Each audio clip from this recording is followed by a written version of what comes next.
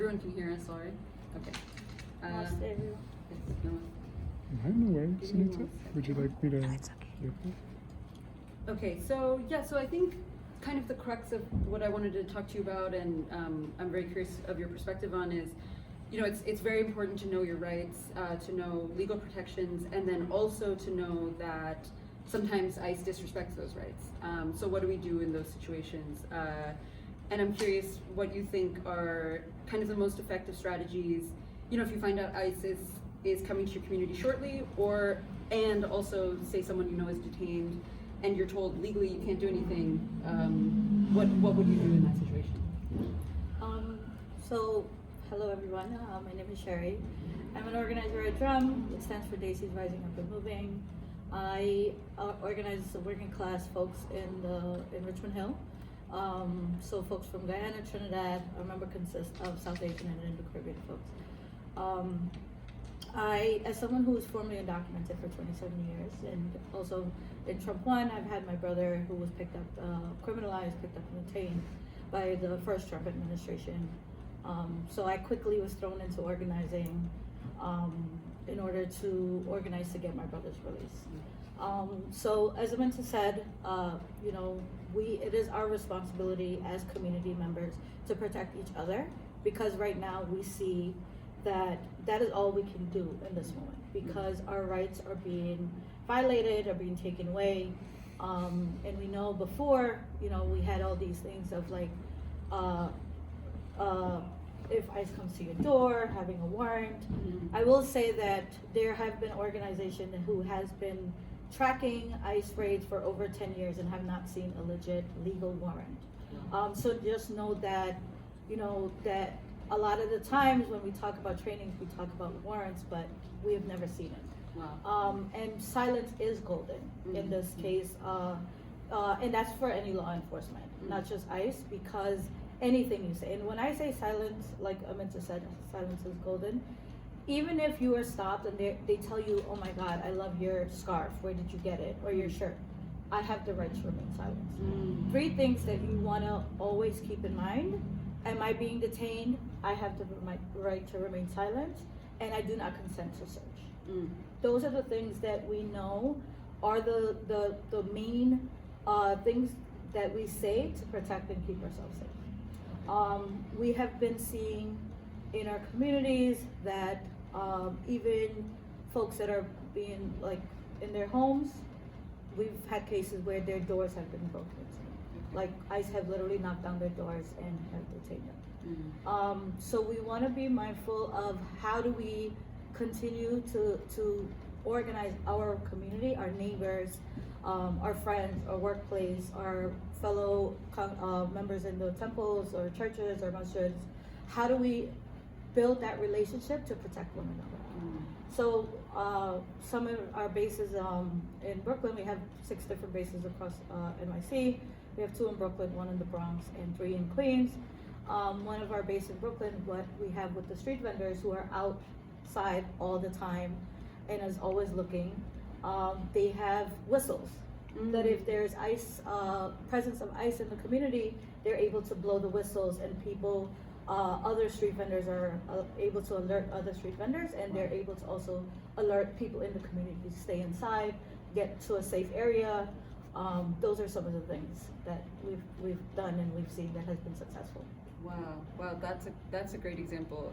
And how would you say that you do the kind of like community learning where people know what the whistle means, or it's just kind of automatic? So we've had partnered with some organizations as well who has done like Know Your Rights, and like, you know, just people who are outside in the community on a daily basis, just educating folks in the community of like, these are the things that you do, and if you hear this whistle, this is what this whistle means, and just spread the word to mouth to just let people know.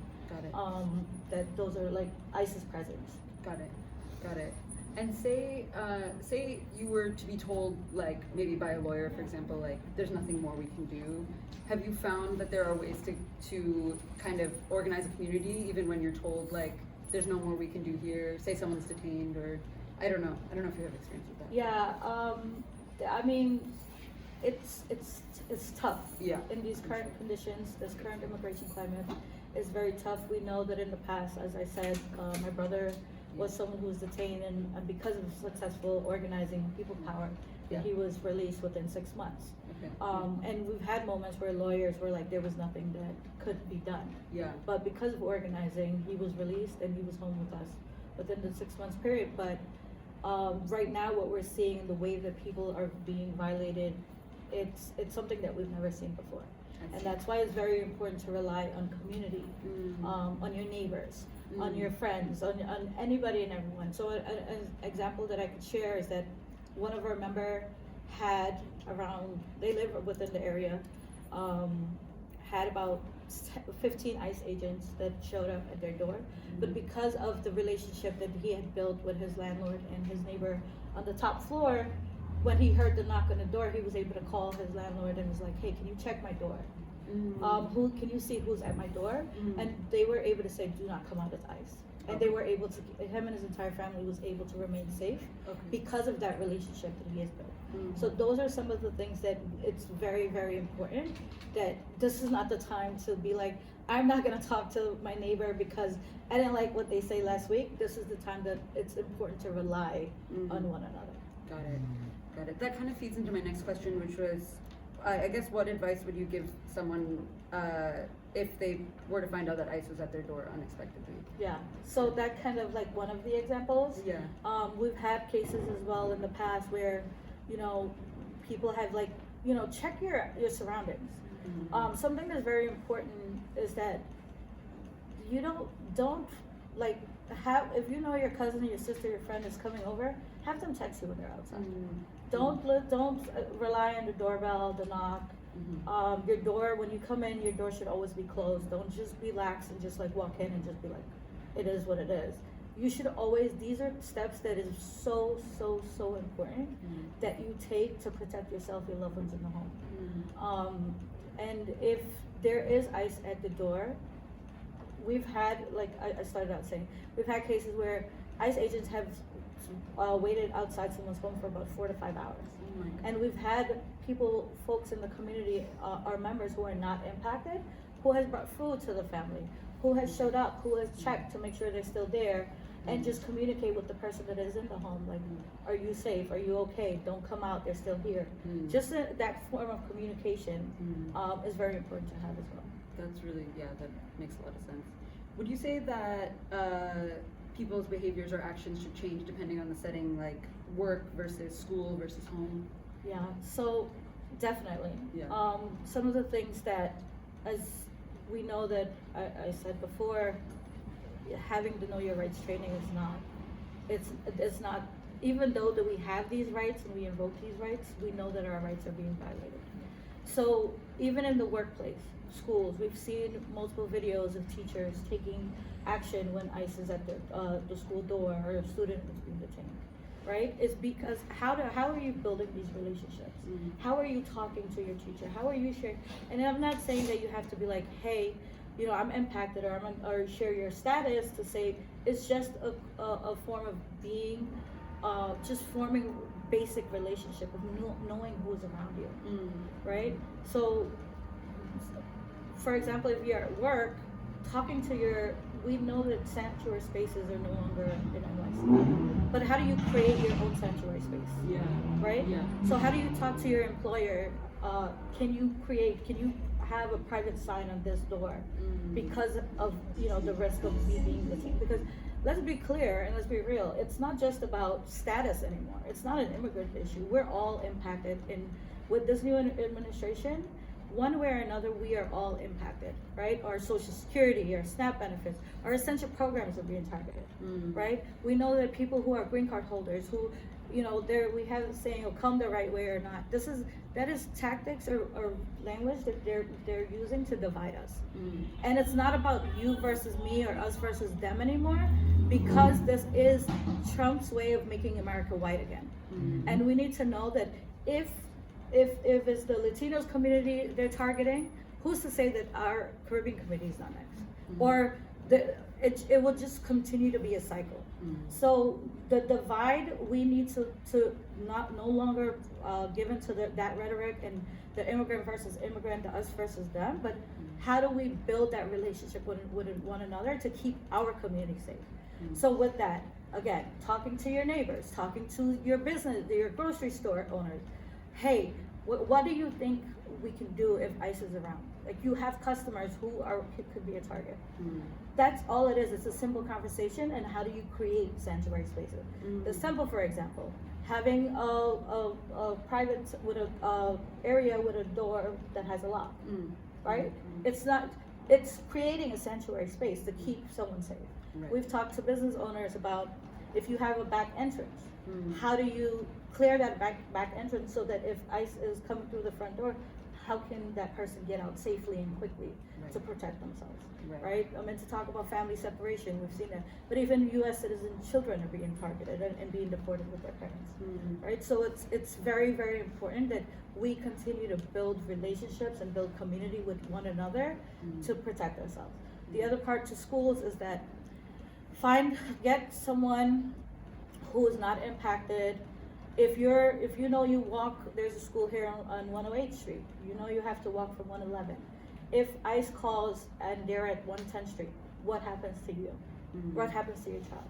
Mm. So create these documents, these legal documents, to have someone who you can trust, who's able to walk safely to pick up your child and keep your child safe, Mm. right? We have on our table, we have some preparedness packets. Mm. Fill it out, give it to someone that you know, give it to someone that you trust, someone that you remember their phone number, someone who's responsible enough to take these actions if you were to get detained. Because realistically, we are seeing that it's very hard to stop someone from being detained. That is just the reality. Knowing your rights or not, it's extremely hard to prevent it. Mm. And it's happening all across the country. But what are the steps that you take to protect your loved ones, to protect your child, to protect yourself? Mm. And that's by talking to your neighbors, by building community first. That makes a lot of sense. We often see advice or people say to film if you're seeing Mhm. ICE and you're not directly impacted.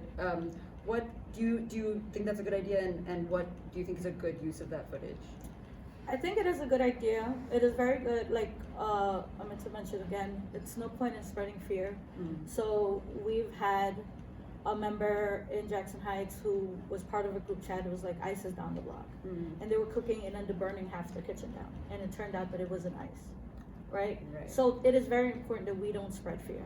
Mm. And documenting that, it's not to document and show like, hey, but how do we utilize that video that we've been able to document Mm. to spread information so people could do what is necessary to keep themselves safe, Mm. but make sure that we also verify that information. That is the importance of documenting it. Yes, it could help someone in court, it could help their case, but at the same time, it could help everyone within that area, that neighborhood. Mm. So it's like, and it doesn't necessarily mean a video. You could have a notebook. You could have like a message and say, you know, at this time in this location, this is what I witnessed. This amount of ICE officer. This is the clothing. This is the, you know, because we have ICE comes in different format.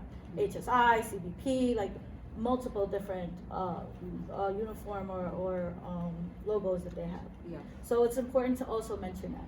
Okay. Right? So Yeah. not just do videos, but also write it down, document it the best way that you can, and also try your best to verify that information before you spread the misinformation, because that just causes chaos and fear and causes more harm than good if it's not verified. And what would you say is the best way to verify it? Like look for a badge or look for... Yeah. Okay. So the badge, the number, Yeah. the uniform, because we've had people who've like, when the administration took office in the beginning of January, there was a lot of misinformation, and for organizers too, it doesn't make it any easier, because you know sometimes you have to run to this location, run to that location to verify, and it's not. And a lot of times it was unfounded. Mm-hmm. So just be mindful of the information. Yes, there's fear. Yes, there's reasons to be afraid, but at the same time, you do not want to spread misinformation, spread fear that, you know, just causes more harm to our people, and it doesn't help at all. Right. That makes a lot of sense. You just mentioned it, but this was kind of my last question was CBP versus ICE, or like different, or you mentioned a couple of different orgs. Yeah. I was wondering if I was gonna ask if there's a chance for New Yorkers to encounter CBP. It sounds like yes, that is the thing. Okay. very much. And is it, do rights change, does the situation change, or do you feel it's pretty similar?